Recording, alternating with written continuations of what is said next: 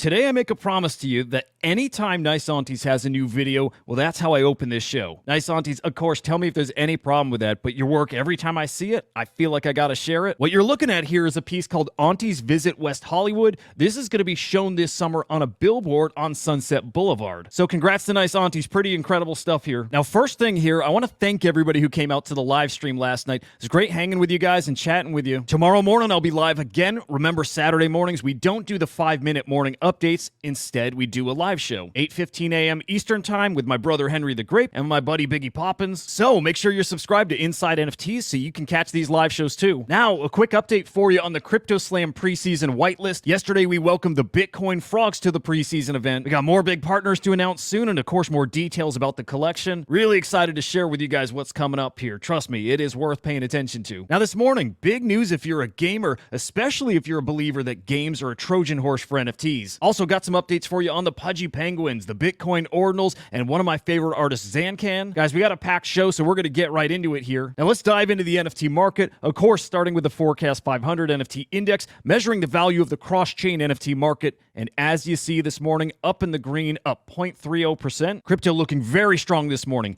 Bitcoin up over 1%. Ethereum almost at 4,000, up 4.42%. BNB up 8%. Solana up 9.3%. Yesterday, crypto pulled back. Today, we're going the other way. Love to see this. Also, love seeing NFTs holding so strong here. Yesterday, 57.9 million in cross-chain NFT sales. Unique sellers up, unique buyers up, total transactions up too. And hey, those trade profits also up 4.4 million in the positive yesterday. Beautiful stuff. And as far as what's moving the market, we're looking here at CryptoSlam. The Pudgy Penguins in the #1 spot with over 4 million in sales. Sales up 159%, and we're going to talk about why. The General Ordinals collection is next. They're followed by the Fraganas, CryptoPunks, Nodemonkes, Ordinal Maxi Biz, Bored Ape Yacht Club, D-Market, Mad Lads, and the Mutant Ape Yacht Club rounds out your top 10. And Ethereum is your top blockchain for NFT sales, 22.3 million in sales. Not just outperforming the other guys in sales volume, but also buyers up 18%. And here's a look at your top selling NFTs. Your top sale yesterday, CryptoPunk number 8515. One of those highly desired hoodie CryptoPunks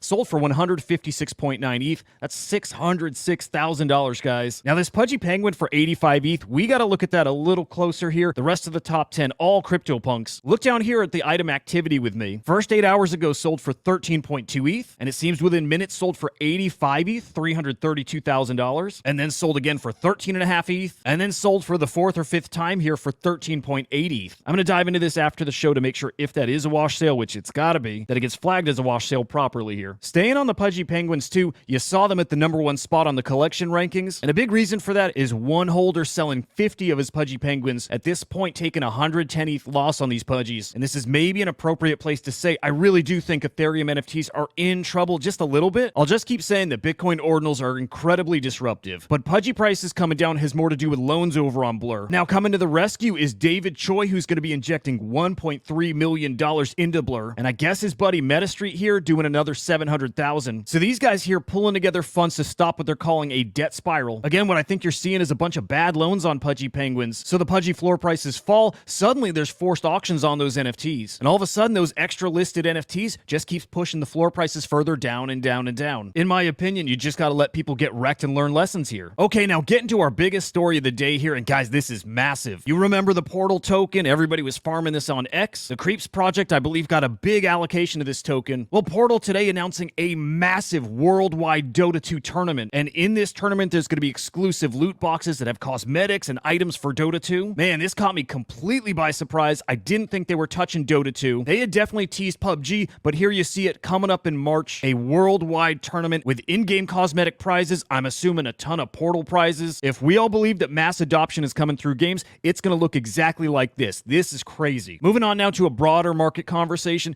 Beanie here, like always, calling it like he sees it, and I think he's calling it spot on. NFTs on Ethereum are in trouble. He's saying Solana as well, and I'm sure he's right. Look, I've always said NFTs are basically meme coins, and Beanie's take is that those NFTs are getting marginalized by meme coins. So Ethereum NFTs and probably Solana NFTs really going to struggle here. Bitcoin Ordinals, I think, a completely different story. I still think people are underestimating those. But just so you know, meme coins exist on Bitcoin Bitcoin too, as BRC20s and soon to be as runes. And Beanie's saying it's obvious that those will cycle back in too. So because there's so much potential on Bitcoin now with ordinals and with meme coins, it's more important than ever to understand how Bitcoin works and how ordinals work. Saigar here writing an incredible beginner's guide. I'm going to link this down in the comments because it's really that good. In this thread, he explains how Bitcoin transactions work. I think he's just broken it down in a really simple way. But Saigar explaining how inscriptions actually work, man, this is a gold thread. So guys, read that thread and get prepared because a lot of people think inscriptions, ordinals, BRC20s, runes, all of it gonna absolutely explode here after the halving. Now, Nodemonkes, I think it's really clear that the CryptoPunks of Bitcoin. So in his thread, he explains why they're just like CryptoPunks. Only thing he's got wrong is calling them the first original 10k PFP collection, because verifiably on chain they're not. Honey Badger started inscribing at 81,557, and Nodemonkes at 83,522. Here's the thing, it doesn't matter who was first, all that matters is what people buy into. And right now everyone believes these are the CryptoPunks, and they're right, it doesn't matter who is first, not one bit. But my reason for telling you Honey Badgers are worth looking at, in full disclosure, I own a bunch of Honey Badgers. Bankless is huge, this is a major thread, and every time somebody says that the Nodemonkes were the first 10k PFP, you'll always have people replying saying that the Honey Badgers were first,